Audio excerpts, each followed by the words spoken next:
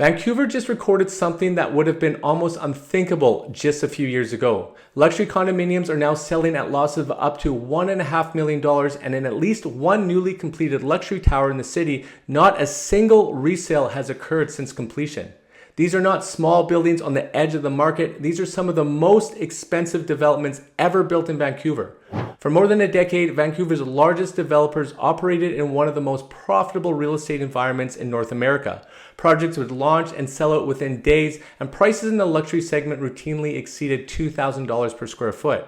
And beyond the sales themselves, developers were also benefiting from the rapid appreciation of land value across the city. But the environment that made those projects possible has changed dramatically. Today, money luxury units are sitting unsold, resale listings are struggling to find buyers, and in several cases, owners are accepting massive losses just to exit their positions. One of the most unusual glimpses into the current situation came through a lawsuit filed in December 2025 involving one of Vancouver's largest developers, Westbank. In that case, a former vice president claimed that she was owed $1.2 million in unpaid bonuses. The developer responded that the bonus structure was tied to the profitability of special projects and that those projects were currently underperforming. The financial dispute itself will ultimately be decided by the courts, but what makes the situation remarkable is that the legal filings included private text messages discussing the condition of several major developments. These messages appear to provide a rare look behind the curtain at how developers themselves are describing the current environment. According to those communications, several large projects are experiencing significant financial pressure. One of the developments mentioned is the Sinakyu project near the Burrard Bridge, which is being built in partnership with the Squamish Nation. The developer originally held a 50% stake in the project but chose to sell that stake to the Ontario Pension Trust. According to the messages included in the filing, the final sale price was roughly 30% lower than a previously negotiated offer, which itself had already been about 50% lower than the value discussed the year prior. In other words, the developer accepted a substantial discount to exit the project. When large developers choose to liquidate stakes in major developments at reduced prices, it often signals the need to raise liquidity. Large projects require constant capital, and when sales slow down, that financial pressure can build quickly. Another project mentioned in the exchange is Oak Ridge Park, one of the most ambitious redevelopment projects ever attempted in Vancouver. Construction began in 2019, and the project had faced a series of delays over the years. In a rising market, construction delays are often inconvenient but manageable. Buyers who purchase presale units might be frustrated by the longer timelines, but if prices continue to increase during the delay, those buyers are still typically comfortable completing the purchase. But when prices stop rising or begin falling, the situation changes dramatically. A delay of several years means higher construction costs, higher financing costs, and potentially buyers completing at prices that are no longer supported by the market. And that brings us to two luxury towers that have become particularly interesting case studies in the current market: the Butterfly and the Alvar. The Butterfly is a striking new tower located downtown that completed in 2024. In many previous cycles, a building of this scale and design would have immediately generated a wave of resale activity as investors flipped their units. But according to available market data, not a single resale transaction has occurred in the building since completion. That is an extraordinary statistic. In a city like Vancouver, where speculative activity has historically been very common, it is unusual for a newly completed tower to go months without a single sale. What appears to be happening instead is that many owners are attempting to sell but cannot find buyers at acceptable prices. And in some cases, where units have sold in other luxury buildings, the losses have been severe. In the Alvar building, for example, a one-bedroom unit of approximately 650 square feet recently sold for around $1 million.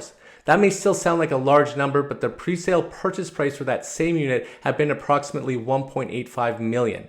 That represents a loss of roughly $850,000 on a one-bedroom condominium. Another example in the same building involved a larger two-bedroom unit of roughly 1,400 square feet. The property recently sold for around $3.5 million compared to a pre-sale purchase price of about $5 million. That seller absorbed a loss of approximately $1.5 million before factoring in taxes, commissions, and carrying costs. Losses of that magnitude are not typical in Vancouver's real estate market. For most of the past 20 years, the dominant narrative has been the opposite. Buyers worried that if they did not purchase quickly, prices would continue to rise and they would be permanently priced out. But the psychology of the market has now shifted. Instead of fear of missing out, many buyers are experiencing the opposite emotion. They are concerned about purchasing too early in a declining environment. And when buyers begin to wait instead of rushing, the entire structure of the market changes. To understand why these luxury developments are now struggling, we have to step back and look at what is happening in the broader Vancouver market. At the moment, the most important factor is supply.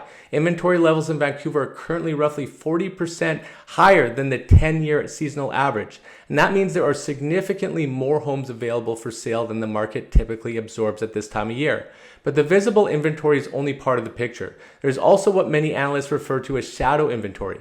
These are units that exist but not have yet been listed for sale. In Vancouver's case, that includes a significant number of newly completed condominium units that are still sitting empty. Estimates suggest that between 2,500 and 3,500 of these units currently exist across the region. This creates a situation where the true supply in the market may be considerably larger than what is visible on listing services. At the same time, that supply has increased, demand has weakened, and for many years, population growth is one of the primary drivers of housing demand in Vancouver. Immigration, international students, and temporary workers all contributed to a steady expansion of the rental market and eventually the ownership market. But recent changes to immigration policy and student visa programs have slowed that growth considerably. For the first time in modern Canadian history, population growth is expected to stagnate in 2026. When population growth slows, the housing market feels the effects quickly. Rental demand weakens, and that is exactly what has been happening in Vancouver.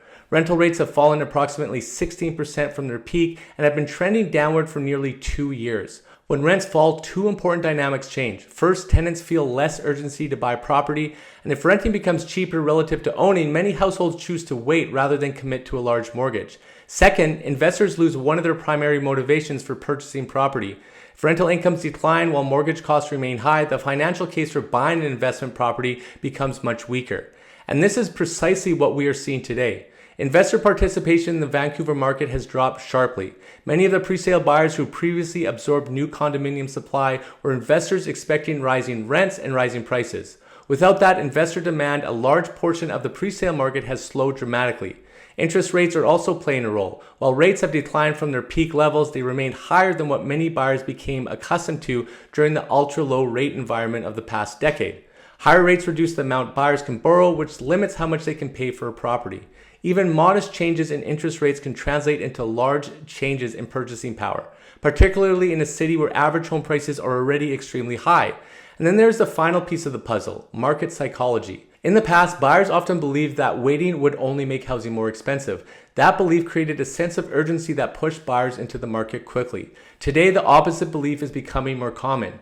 Many buyers believe that prices may continue to soften, so they are willing to wait 6 months, 12 months, or even longer before making a purchase. This shift in psychology creates what economists sometimes describe as a freeze effect. When homes take longer to sell, sellers are less able to purchase their next property. That slows the entire chain of transactions. A homeowner who cannot sell their current property cannot buy another one, and the person who would have sold that property also delays their next purchase. The result is fewer transactions across the entire market, and this slower transaction velocity feeds back into the problems developers are facing. Developers rely on steady absorption of new units to maintain cash flow. When buyers hesitate and investors disappear, that absorption slows dramatically. Projects take longer to sell out, carrying costs increase, and financing becomes more expensive. And in some cases, developers may need to discount assets or sell stakes in projects simply to raise capital. This is how the stories we discussed earlier connect to the broader market. The million-dollar losses in luxury buildings are not random events. They are early indicators of a much larger shift in supply, demand, and market psychology. Now, the important question is what happens next. Historically, real estate markets do not recover simply because prices have declined slightly. Recovery typically begins when the imbalance between supply and demand starts to normalize.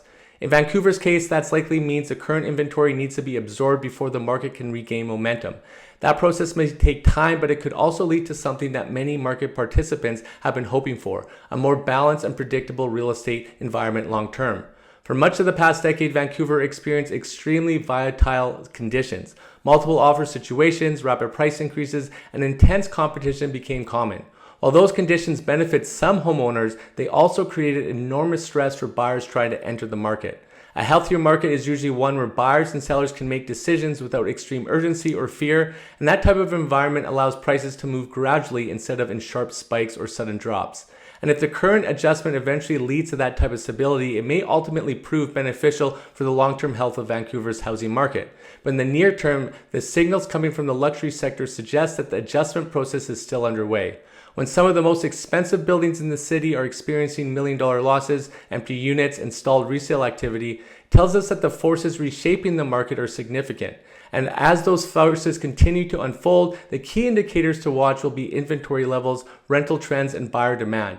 Because until those fundamentals begin to rebalance, the kind of recovery that many people expect may remain out of reach.